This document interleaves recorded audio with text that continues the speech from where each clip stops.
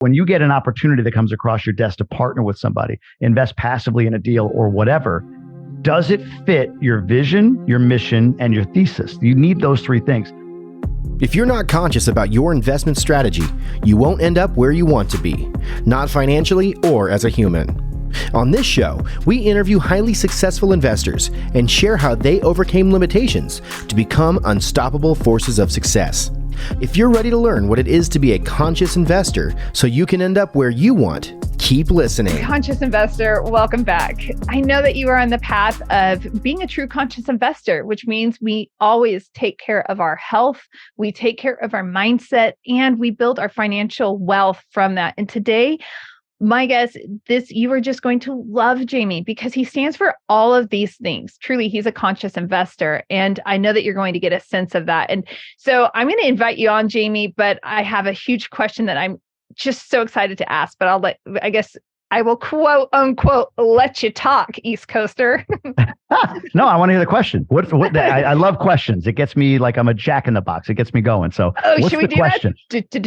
Yes. The question is, carnivore diet, dear God, my husband. Wait a minute. Are you a vegan? Oh my gosh. I'll send you a picture of the elk that I took out. All right. Thank God. I'm not a vegan at all. No, but I have been hearing Super Rad Steve, my husband, AKA Sirs. He's been like, maybe I should do the carnivore diet. Jamie's doing the carnivore diet. I'm like, oh my gosh. So health is an anchor in the conscious investor has three pillars, as you heard, health, mindset, and wealth. So I know conscious investor, this is important because it's about health, but we'll get into all the topics. Let's go. Carnivore diet. What? Why? Starting it was with health goals in mind. Maintaining it was in utter defiance of every vegan I've ever known. So let me unpack that without getting too verbose. So starting it was this. It was like, okay, I'm 44. Decent health, not the best, not the greatest, not the worst. Decent health, I work out, all that stuff. But you haven't done an Ironman yet? No, I'm not an Ironman. So like this is over. We're done. Not my thing. That's for other people to do. But the thing was, I always felt like plateaued, especially as you get older. You know, everybody knows, like, you know, your body naturally, you know, doesn't produce as much of this, that your metabolism slows down. So there's just this like annoying last 5 pounds that I've held on to, like this 5 pounds, right?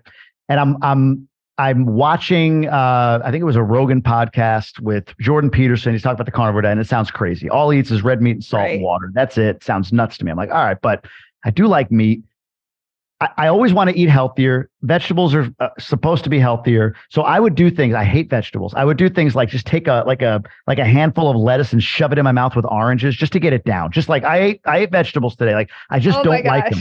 Did you do it with some angst also? Just always, every day. But you know what it is? Like, so I wanted to lose this last 5 pounds. And I'm like, all right, you know what? Everything I've always done is to try to eliminate certain things, like to try to focus on what I'm not going to eat. So it's like, don't eat sugar, don't eat flour. And every time I said, don't eat sugar, don't eat flour, you talk about mindset. I think the brain, the reticular activating system doesn't hear the modifying word. It just hears the subject, right? So it hears sugar, it hears flour, and I pursue more of it. So I end up finding myself indulging more in sugar, more in flour, all of that stuff when I say I don't want sugar or flour.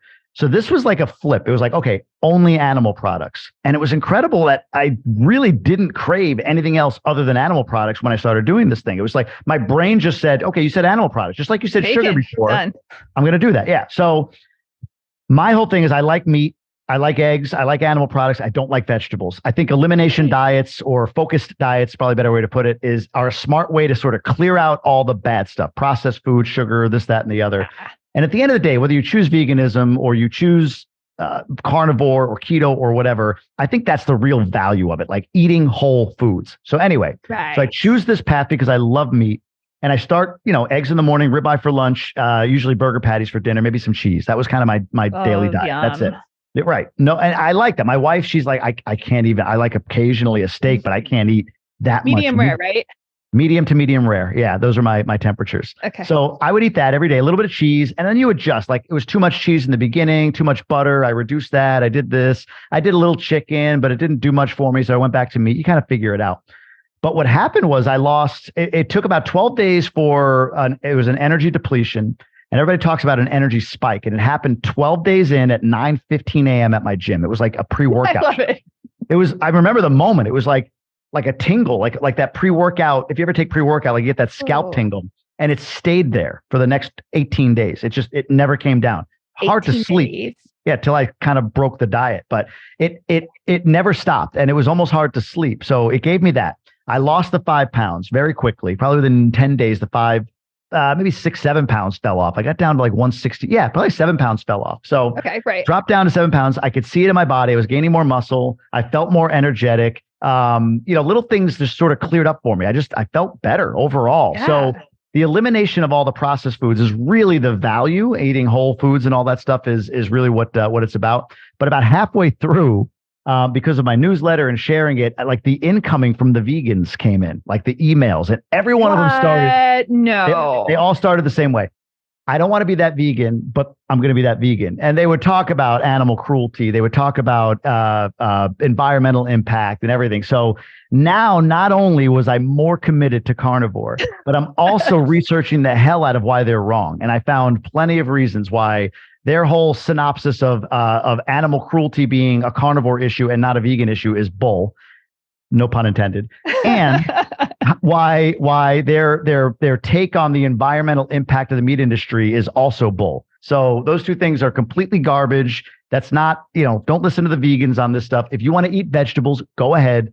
I'm going to eat meat. That's just the way it is. But that's kind of the genesis of and the finality of the carnivore diet. Okay, I actually, there's so much here that is even beyond like the carnivore diet, right? But it really does go into that mindset. And I love that it's all tied together, even like with our RAS system, like, oh, if I say don't, this is why I'm always mindful of like, what is that word before, something I have from a background as an educator, right? And it's like, what am I actually saying? What do I want? What's the action I want people to be doing? So I love that not only is it retraining the brain is to like, okay, great. No, I'm going to track this into my life and I'm going to bring good things. But think about this. Paul Graham, Peter Drucker, and so many great thinkers always say like, do what you love, follow your passion. In fact, Earl Nightingale says the same thing. And so like, it's kind of funny because we're talking about the carnivore diet, but it really ties into all parts of life. Is like, why would I eliminate something provided it's healthy for me? Correct. Hey, if you're going to go eat like the processed, bakery goods from your local supermarket, let's not go there. But if you're attracting like good things into your life and you're drawn towards them, do what you love and let the chips fall into place. Yeah, 100%. And that's eventually, my diet shifted to where I incorporated fruit. So to your point, I love meat. I love eating it. I still, to this day, I had a ribeye a little bit ago. I still pretty much stick to the core of my diet being animal based, and then I've supplemented with some fruits per day, maybe a cucumber here or there. It's the only vegetable I really like. So I added that in, but exactly, I not to get on the no, I will screw it on the political side of things, right? I feel like there's two different types of people. There are the types that say, I'm going to do what I do, just leave me alone. You do you, I do me. And there are the types that say, no, what I do is right and you need to adopt it. And we tend to go down, like if you think like more conservative folks tend to be the ones that say, let me do what I do, you do what you do. The more liberal minded folks are the ones who say, no, do what I do. I know it's better for you. And it's the same thing. And you can kind of keep going. Carnivores are more, let me do me, you do you. Vegans are more, no, you got to do what I do. Right. So yeah, I don't have an issue with veganism. I don't have an issue with people eating vegetables, but the issue I have is with when others want to tell you what you're doing is wrong, and not only tell you what you're doing is wrong, because that's okay if you're going to educate somebody, but then judge them or shun them because they're not aligned with what your values are. So even if I'm a smoker, tell me I'm wrong. Yeah. It's great. I mean, smoking's not healthy, but I get it. You're not going to hang out with me when I'm smoking, but I'm going to do me. I'm going to smoke. It's free. My body, my choice in that regard, right? So, so that's the part about the vegan thing that really annoyed me, was like, just great, go eat your veggies. Like, leave me alone. Let me eat mine. So anyway. But and again, that points to like a systemic issue. In in the world, particularly in Western culture, where it is, I'm going to just boss you around and I'm right. I'm going to shame you. I'm going to shun you. And I'm going to virtue signal along the way and tell you all the ways. Gosh, once you start seeing virtue signaling, it's just so systemic. And I actually caught myself. I'm going to admit something.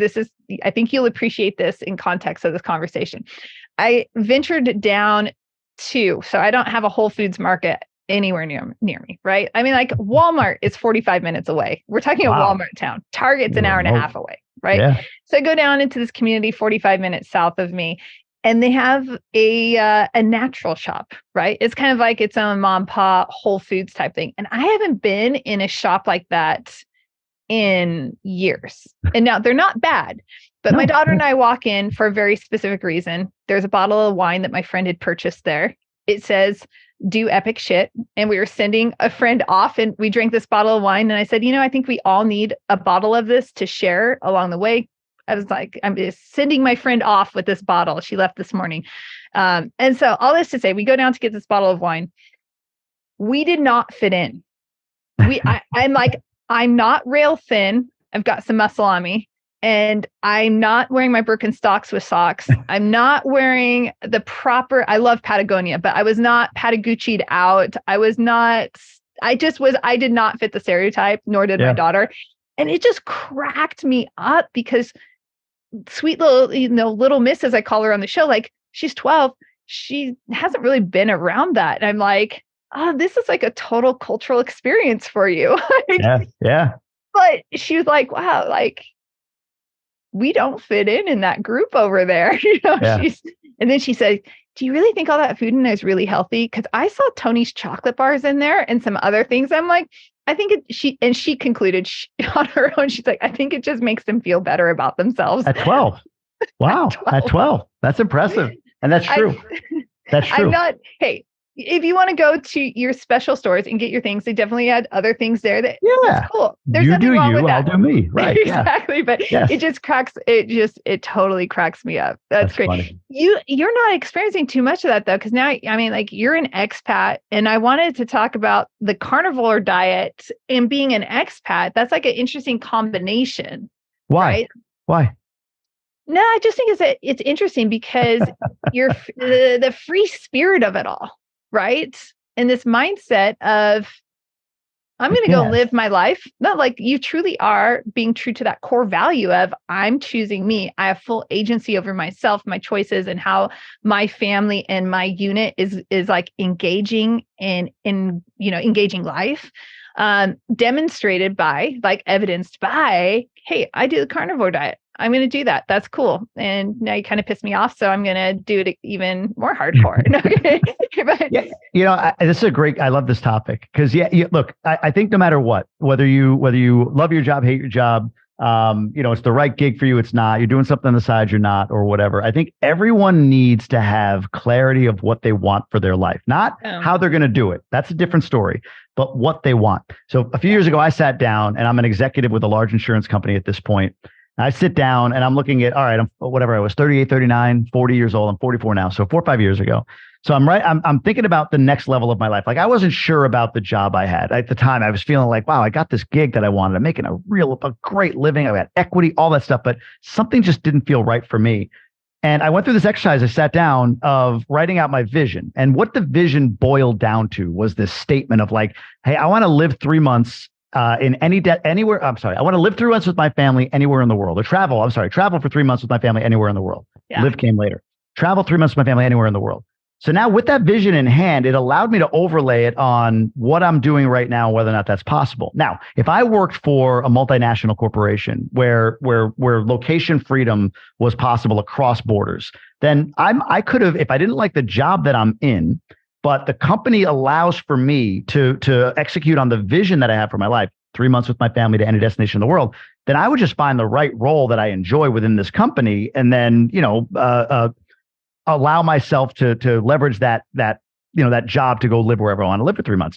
The company I worked for was Progressive Insurance, big insurance company. They're US based. In fact, in the the IT protocols, it was a a final written warning if you were to go overseas with your laptop and log in. You couldn't log in, not even in Canada. You couldn't log in outside of the United States. Their security, IT protocols didn't allow you to do that. So when I look at my vision and then look at what I'm doing, it's like great company. It's still a great company, my great living and everything. Is there another role for me that can satisfy this vision? The answer was no. So I had two options. Find a company that I can get hired by to, live internationally wherever I wanted to. That just didn't feel good to me. Or go out on my own on the strength of my investments and what I had built on the side, and that did feel good to me. And it still took me a year after I ended up leaving the job to make the move. But yeah, I just think that we're not getting too in the weeds on this. It's like I think we're born.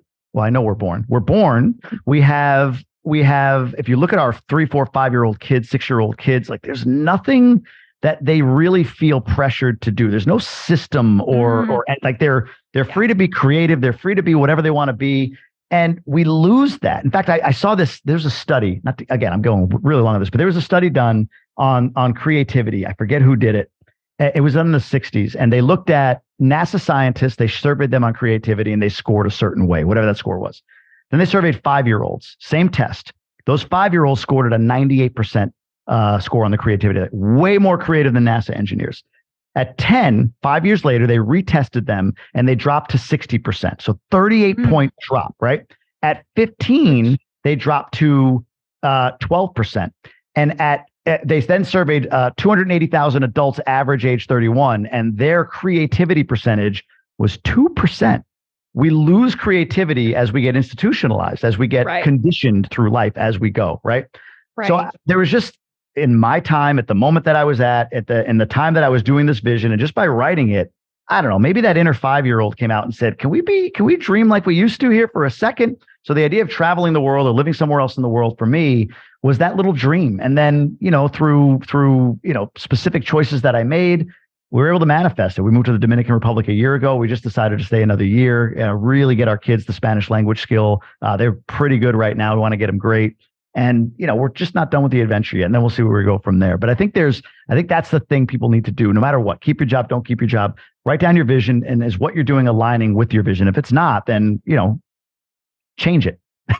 And that's it. Like mic drop, right? This is a full on mic drop. And this is irregardless, if you, like you were saying, if you love your job and you want to stay at your job, like writing out your vision is a non-negotiable, having clarity on life, right? So we need to be present, we need to be purposeful, and we need to be purpose-filled. We need those 3 things in our life.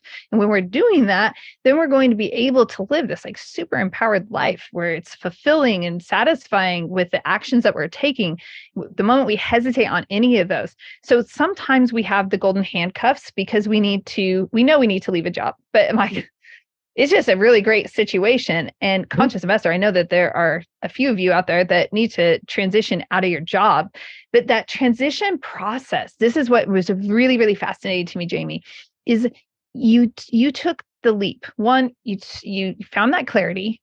And 2, you were willing to make a really, what most would consider. Now, I think you and I had that entrepreneurial spirit and maybe have a higher risk threshold and belief in ourselves and our abilities to say like, no, when I'm 6 feet under, I'm 6 feet above right now, I like to call it 6FA.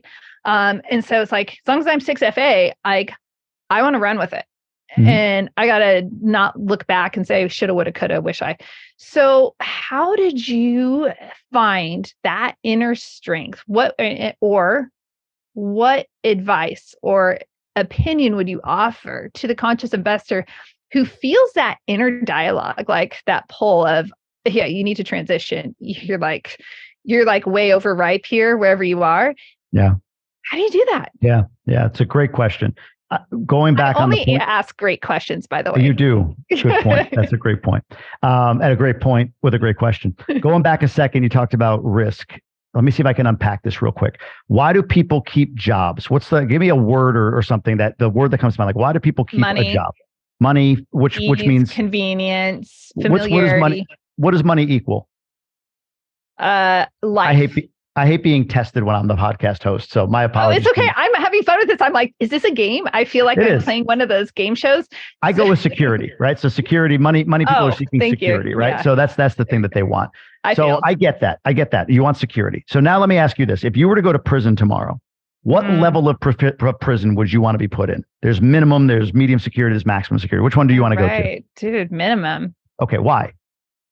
Because I like autonomy. I like agency. I like making my choices, and I don't want as much oversight in my life. That makes me really uncomfortable. So maximum security prison, right? You would say maximum security. The reason they call it, the reason it is that is because maximum security means the minimal amount of freedom, correct?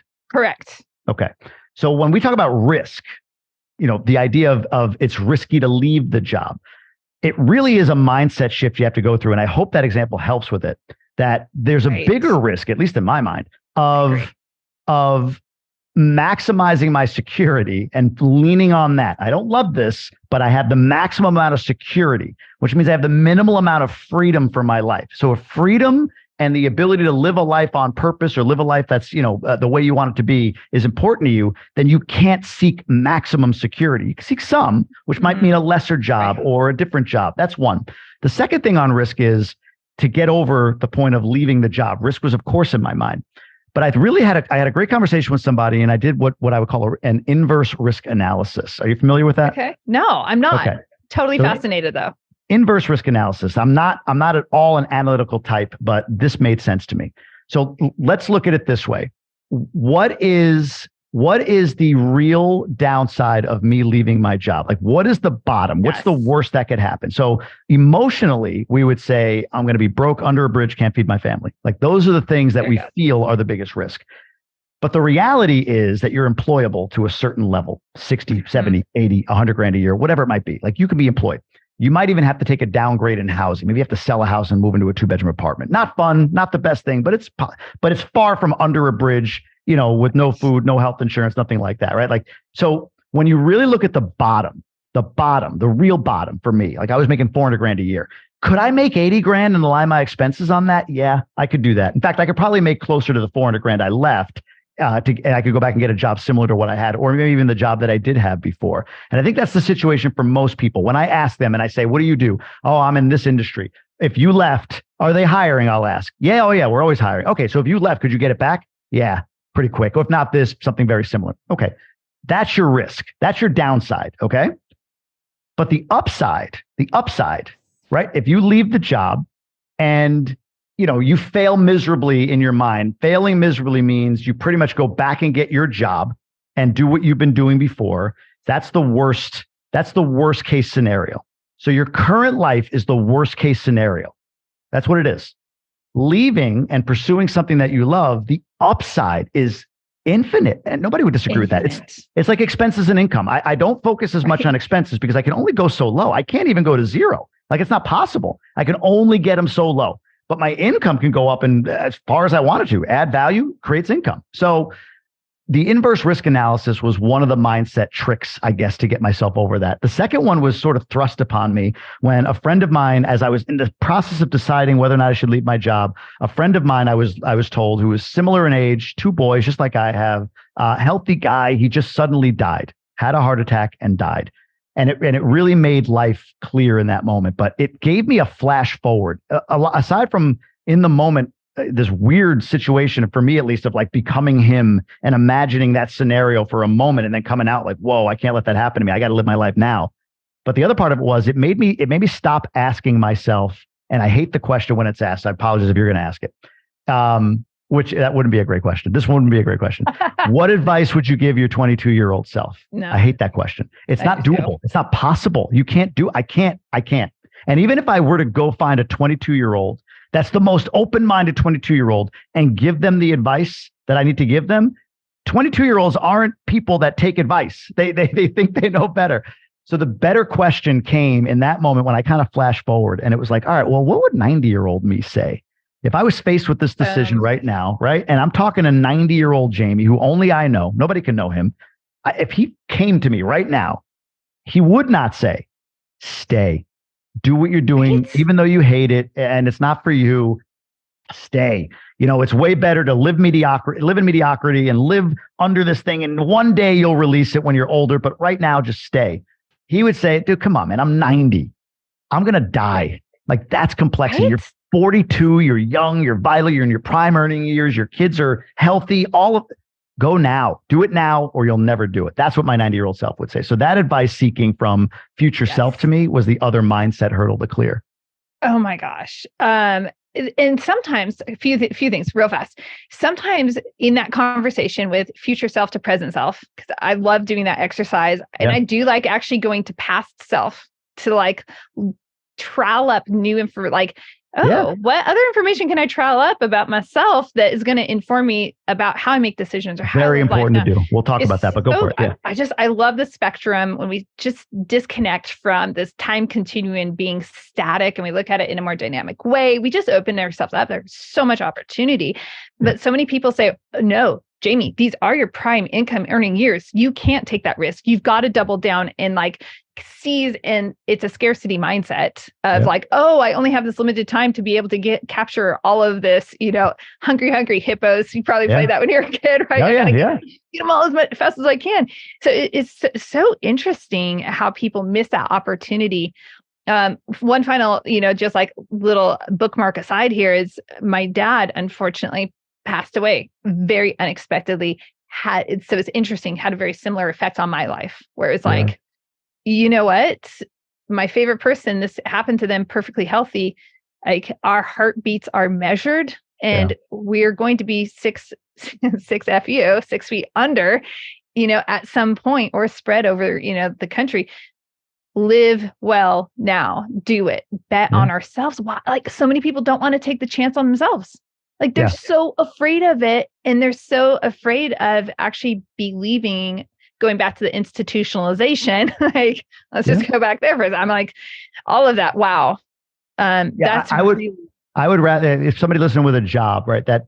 Well, no, I don't want to leave my job. I don't really have anything I want to do. I'm not the entrepreneurial type, but there's so many people that don't take the other job within their company, because it's a step down or it's looked at poorly or whatever, but they'd be happier in it. If my vision were travel the country for 3+ months a year, if that was my vision, there were plenty of jobs that I could have taken laterally or down that could have accomplished that. And I probably would have, like, I'm going to leave the big position. Some people are going to talk, but at a certain point I would have gotten over my ego and I would have taken the step down. I encourage that. Like, find the thing that works for you. I don't care what it pays you. Happiness is way more profitable. Plus, honestly, when you're making a lot of money in something you don't love, you spend a lot of that money numbing the fact that you don't love it. Boats, cars, dinners out, drinks on Friday. All of that is to numb the pain of what you have to do Monday through Friday. So if you love what you do, I invested more in the first year out of my job than I ever did in my job, and probably made a little bit less because I was inspired by what I'm doing, and the money wasn't needed for me to go numb out the pain of my day to day. I loved what I did. Money was like, oh crap, that's right. Yeah, pay the bills, whatever, but get back to what I'm doing. So I think that's something that people need to keep in mind. It's almost like a wellspring. On our property, we have like this water that the basin, it just drains from the mountains and comes through the meadow, actually back here. And it just feeds it. It's just absolutely amazing. And I think when we live within our zone of genius and we're in that creative zone, it's more like it self-replenishes. And so we can just like, not just keep going, but we grow in so many different capacities that it's exponential. And when we are trying to, which is ironic that the meadow is all beautiful, but our house is literally on a rock bed. And you can't grow a garden or do anything don't worry, no vegetables here. Okay. Like, end of the world scenario. I'm like, cows though. Yeah. You can kill cows. I could, or deer. Yeah. Or elk. Yeah. Exactly. Like, there's some, the carnivore diet would work, but no vegetables here. Right. But it's such a difference of like, when you're like trying to make a position work within a company, right? It's just, you're trying, and then grasshoppers come and you just can't make anything happen. Obviously I'm a little traumatized, and it wasn't even my garden. It was the super rad Steve. So I'm like, never again, like, good for you. Like, I will go to the farmer's market. Thanks. I love it. Anyway, I love that concept. One of the things that it seems like supported you, I mean, it was, you mentioned that you had your investing, you had some things going on. So when we are laying those eggs and like, when we have that clarity and we've been laying some foundation in other areas, it allows us that springboard to live into that vision more so. Can you talk about how investing has shifted, like changed your life or added to your life? Like, let's just go down that rabbit hole. Yeah. When I started out investing was, single family home, duplex, that kind of 2-duplex single family home, eventually moved up to multifamily and so on and so forth. I guess phase one of that allowed me to quit my job, not because I covered my expenses or even my income or even my expenses with passive income. I didn't. I was and I wasn't taking anything from my investments only because I had my job. So I just kind of dumped it back into the operating account. But when I looked at it, I was like, all right, I could take $4,000 a month out of these investments, comfortably. $4,000 a month I could pay myself. And that would cover base expenses, mortgage, car insurance, heat, electric, Wi-Fi, cell phone, pretty much, right? That would cover that stuff.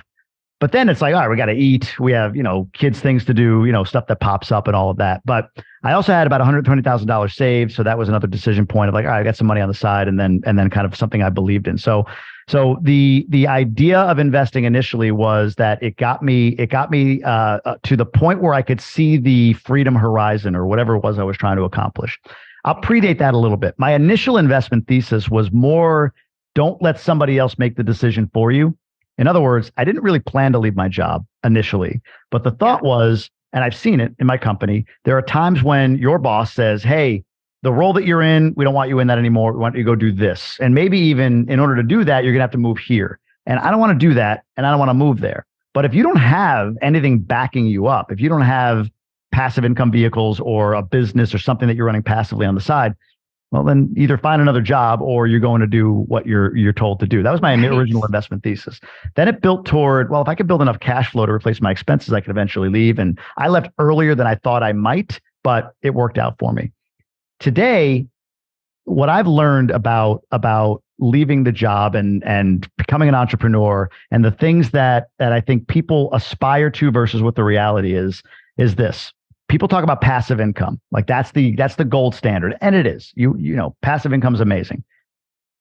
The problem with it though is when people leave a day job at 42, 43, 44, and they pivot to something that their own business or whatever it might be, and they're trying to build a passive income stream. You absolutely can. But I know people who have, and the one thing that happens a year, 2 years after they make the leap and they have nothing to do is, I need something to do. So my investment thesis today is actually less about cash flow, even though I'm out of my day job. My investment thesis today is tied more to how do I get the largest possible return for the money that I have to put in play. And the dirty little secret about being out on your own is you're not sipping Mai Tais on a beach if you're a high achiever. You're just not. It's not the way it works. You're going to find something to do. I always use this exercise of like, if you won the Powerball tomorrow, after you do the 2 years of buying your mom a house and traveling the world, once all of that wears off, what do you do with your time? The people who can't, like, I don't do anything with my time, like, then you're never, ever, ever going to win the Powerball, meaning you're never going to get yourself there. That's not your personality. Like the people who say, man, the CEO of that company makes 20 million a year. Like I'd do that 3 years and retire. Like you don't get it. They don't care about the money. The money's just throw that in the account. It's about the achievement. It's about what they do. It's about purpose and fulfillment. So I'm focused there with my day-to-day work that's fulfilling for me. That could be in a W-2. For me, it's not. But my investment thesis is less about cash flow, which might be surprising. It's not like, oh, I need all the passive income so that I could support myself outside of a day job. No, I need that money to work on building and doubling and tripling up over the next few years. That's what I'm working on. So investing for me has become that. It's become something where if I can build wealth myself, that I can tap into now or when I'm 65, either or, my choice, that's where I'm going to spend my time, energy, and money while I really pursue fulfilling endeavors like podcasting, like running communities, like, high ticket sales or whatever it might be that I get into on a day-to-day basis. So I hope that answers your question, but that's kind of how it's pivoted over the years. I love this so much. I love the timeline. I can't even think of the words. I'm so excited. My mind is like literally like fireworking right now. It's so cool. The evolution. There we go. That is actually exactly the word I was looking for, the evolution of that investment thesis. And that's where I feel like so many people are missing the mark right now in the investing space. Particularly like I'm, around surrounded by other syndicators, and it's like, I'm going to quit my job. I'm going to go invest. And there's a lack of the other side of things in future, like really future casting what that looks like and what the greater vision, purpose, mission is behind it, the underlying philosophy. And I've noticed, there's some backlash, that some people face along the way, like, oh no, and maybe it's not the best fit. So, but really understanding like what is driving me, like those drivers are really important, but allowing it to also evolve. I just love like your intentionality about purpose and contribution and saying like, no, my investing is for investing. Like that's doing its thing. I can tap into it when I need to, but you know what? I'm over here slaying it because that's what I do. And I'm going to go and serve the world in these powerful ways. Yeah, no, that's thank you. That's a great way of putting it. And yeah, it's something that, I have this community emerge, kind of a abundance community for, say aspiring or future millionaires. And we're working hard on this right now, this idea of, horizontal income and how to invest in everything. And everyone wants to know like, hey, I got 50 grand. How do I make me 50 grand this year? And it's like, that's not reasonable, one. And two, what do you want to invest in? And most people are like, oh, I think multifamily. I think they don't know. I mean, they really don't know. And the reason is they haven't done that work, which is what we're working on right now. Number one is, what's the vision for your life? What's the mission that helps you achieve that vision? And then what's your thesis? So that when you get an opportunity that comes across your desk to partner with somebody, invest passively in a deal or whatever, does it fit your vision, your mission, and your thesis? You need those three things. I believe as we record this, mid 2023, I think in 12 to 18 months, that window is going to be one in which a lot of wealth can be built. I think we're going to see a dip in the market. We're already seeing, we could say we're in a recession, we're not, whatever, but we're going to see commercial real estate fall on its face even more over the next 6 to 12 months, my opinion. With a downturn in the market, the Fed's playbook is ratchet down rates a little bit. They'll do that at some point. That will fuel growth, but that's also going to allow for a lot of opportunity, both in businesses to acquire, in real estate to acquire. And if we're not prepared with what's our vision, what's our mission, what's our thesis, then we're going to miss out, me included, on one of the, in the last 15 years, one of the 3, let's say, major wealth building opportunities that I think we have coming up for us. So I think COVID was one in a very short window, down, back up. Obviously, 08 was another one. And I think this is the real one that's not a pandemic related thing. This is the real recession. I don't see blood in the streets. I don't think people are going to be, I don't think it's going to be 08. But it's going to be a soft landing. So soft landing. Yeah. Sorry, I just had to. We'll see what that is. But yeah, I know. Okay, so I have like a million more questions, but here's what I want to ask you. This is so critical to understand our vision, our mission, our goals, right? Like all of these things are so key, particularly as we gain more and more success and traction and momentum. So I'm totally front loading this question with my opinion and then, rebuttal or share experience there. How about that? And it's like, what I notice is that the more opportunity I have, the more success I have, it brings other opportunities into my life. And now it's a matter of, crap, I can't say yes to everything. So if I don't know what my vision, my mission, my goals are, I am going to say yes to all things. And now I'm actually going to like completely implode. Mm-hmm. So having that alignment allows you just to say a graceful, hey, I really appreciate that opportunity or what have you. And, but I know this person would be a great fit for that. I'm not the person. Yep. How have you seen that play out in your life and your experience, or what twist would you want to add to that? By the way, it's a great question. It is a great question. I like that question. No, so this is relevant for me recently. Last 5-6 years have been up and to the right for everybody. You're a brilliant investor. Everybody's a brilliant investor in the last 5-6 years. For me, I know I have, and I know a lot of people in the communities I run in have admitted the same, that we've sort of succumbed to groupthink in some of the investments that we've done. So that means we're getting out of our box a bit.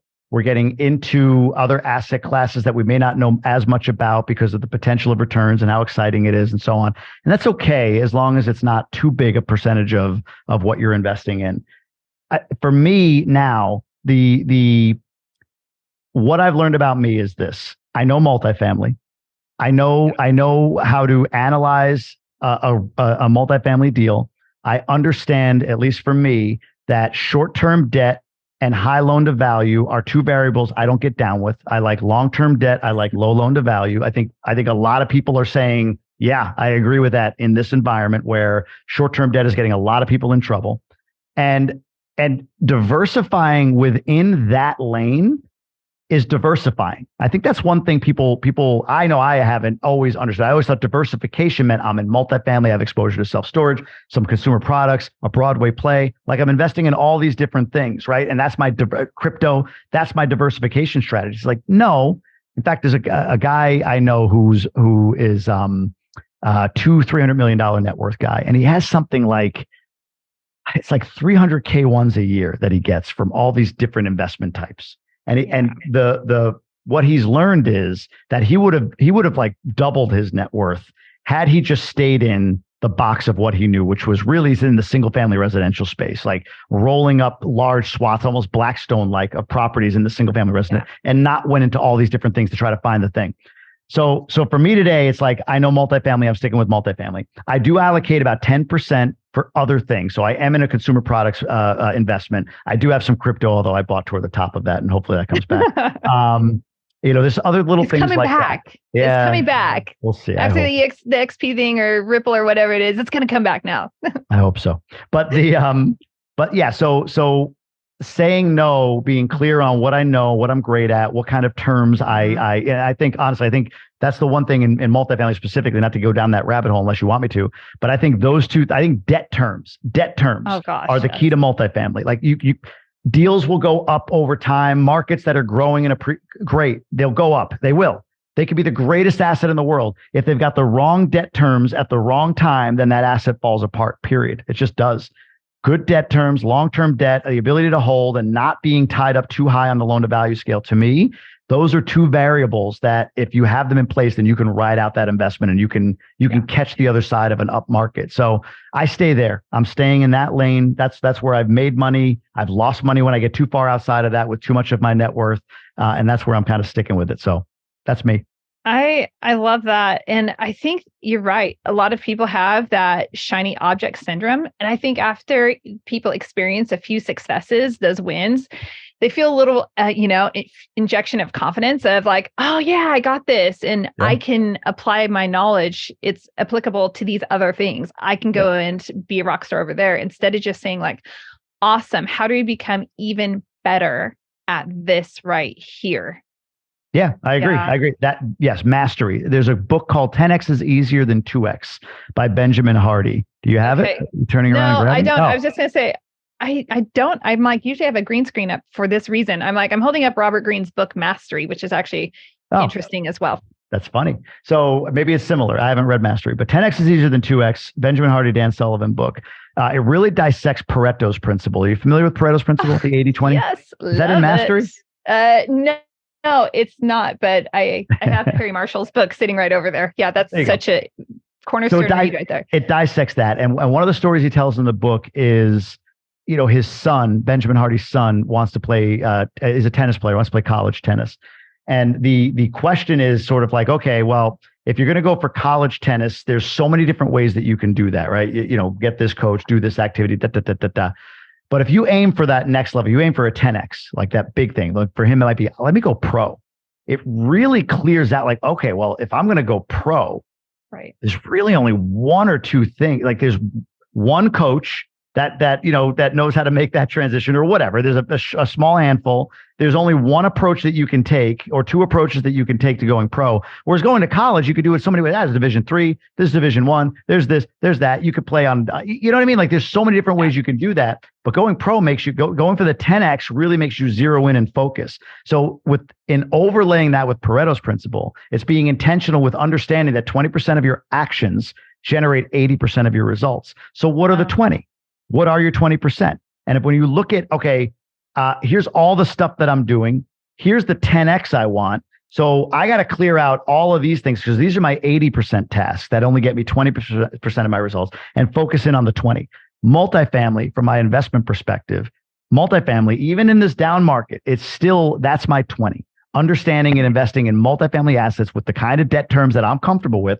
Yep. That's me in my 20, and the activities around that are good.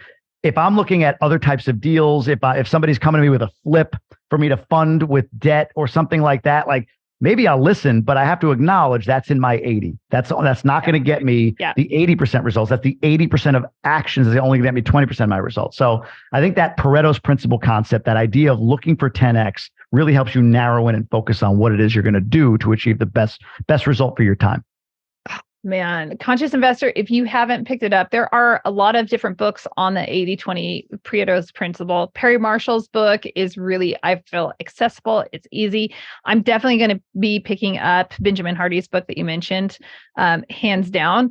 But once you see the 80-20 principle, you cannot unsee this. And now I'm like, oh, of the 20% of the 80%, let's do the split again. And where do I want to be in that split in my investing or in everything? I love the application of that, Jamie. That is so cool.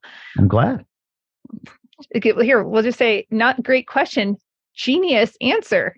Wow. I haven't gotten genius, but I know. I was going to try to do some East Coast smack talk, but I can't. I'm a Californian. No, don't try. Don't try. It won't be good. It won't end well. It would be so cringy. Your group that you facilitate, a feeder group into the amazing GoBundance family and tribe. It's such a powerful resource. Super Rad Steve enjoyed his time in Emerge last year. I think he was in that. All that to say, I'm just curious, let's give a plug for Emerge and what it would offer. I know that the conscious investor would benefit from that group, or from, that I refer people into GoBundance. It's such a powerful, it's important to have your arms linked up with people that are going to grow with you and guide you. Like, you got to have your growth buddies and you got to have your guides. So agreed.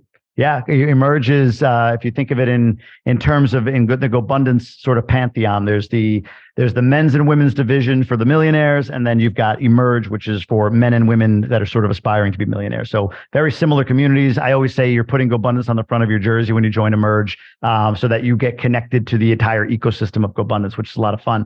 But yeah, we've gone through iterations, and where we've settled in essentially is Emerge is an annual mastermind, just like GoBundance. We onboard you through an 8-week process that helps you get clarity on your vision, build confidence in your future, and teaches you how to leverage the community. And then really the value I think that you get in any GoBundance community, but also in Emerge, is you're going to be exposed to people who are thinking the way that you're thinking and are not the kind of people that maybe you have in your current life. I always call it having imagine when friends versus remember when friends. Like, we have great remember when friends in our network, people who we've always known, who know us for who we've always been. They remember us for who we've been. So when we would diverge from that version of ourselves, it's hard for our remember when friends to sort of support that. They want to keep us safe. No, don't do that. My uncle lost money on real estate, all that stuff. Imagine when friends don't care who you've been. They only see who you say you're becoming. That's who they are invested in. So imagine when friends not only support and hold you accountable to getting to where you want to be, but they make sure that once you're there, that you understand what the next level is going to be. They're always going to be looking for you to go to the next level of whatever it is you're trying to accomplish. Doesn't mean do more. It means be more. So that's I think the value proposition of what Emerge is. It is, I always say it's not a 12-step program to wealth. There's no such thing, but it is the ability to move into that neighborhood in your town where you would love to live because of the quality of the neighbors and the amenities in that neighborhood.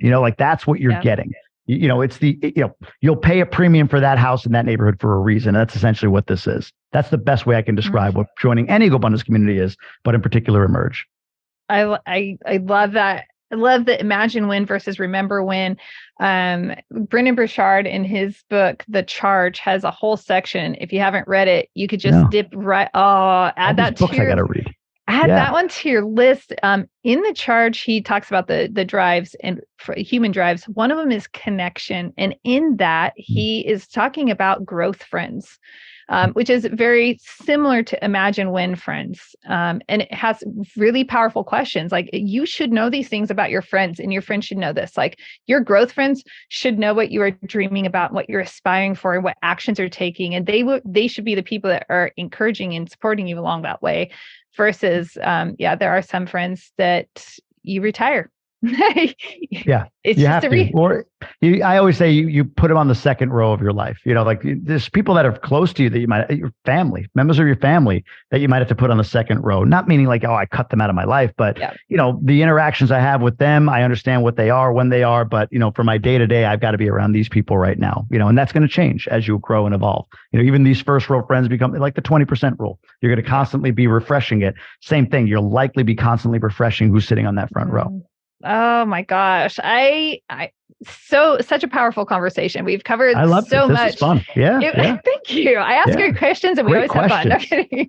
But I love how we could actually talk candidly about, the carnivore diet, because I knew that it was more than just the carnivore diet. There's always a mindset behind it. And, there are other things that we are exploring, and even that pushback.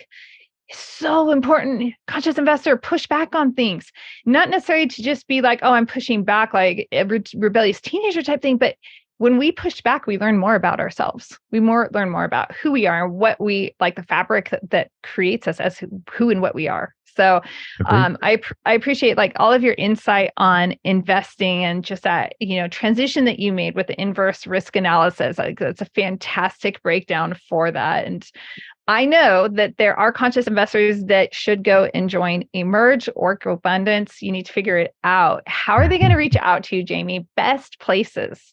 Yeah, listen, always love folks listening to the Tribe of Millionaires podcast. That helps. But at the Jamie Gruber on Instagram, DM me there and be happy to engage and help you out with whatever you need. And remember to capitalize in the Jamie Gruber, or it won't take you there. I'm totally kidding. Sorry. Is it? I was going to say, is that right? I didn't know that. No, it's not. No, I'm just like the Jamie Gruber. Like it's so egotistical. It's so egotistical. There was like on one platform, I think it might have been Instagram. There was a Jamie Gruber at Jamie Gruber taken. I don't think on the rest of them it was taken, but it was like, well, I wanted to be the same on all, so I went I always laughed at Michael Blanc for that. Michael Blanc? Of him? Yeah. Michael Blanc. I'm like, what a freaking egotistical jackass. Like, what is this? And they're like, oh, I get it. You see the real Jamie, the real person, whatever, like the real Julie Holly. You'll see that stuff too. And like, they're just looking for a handle. So they just need a handle. But I just had to give you that there. That was me being East Coast. Digging in. Yes, I did it. I gotta love it. Conscious investor, I appreciate you. I know that this episode served you powerfully. So remember, leave an honest rating and review and share it with a friend. Don't be a hoarder. Be generous with all people and make sure that you're sharing this episode. And also, don't be a stranger. Remember, I'm not just a voice in your ears while you're running the treadmill or driving to work, and I'm not this face on the screen. Here to serve you. So make sure you go and schedule a time for us to talk about your investing goals down in the show notes. It'll be a great conversation. It will provide that clarity for you. And remember, I always say, and I mean it, if I don't know, I have a fantastic network full of the very best people. So if there is something that I can't serve and support you with, I'm going to be able to connect you with somebody who can. So don't be a stranger. Make sure you schedule a time for us to talk. Until next time, live big, love bigger, and do great things. What's the big deal about investing in apartments? Why is it better than investing in a slew of single-family homes? I've compiled a lot of information on why investing in a multifamily, also known as apartments, will help you reach your investment goals. Head over to 3keysinvestments.com and download the Why Invest in Multifamily guide today.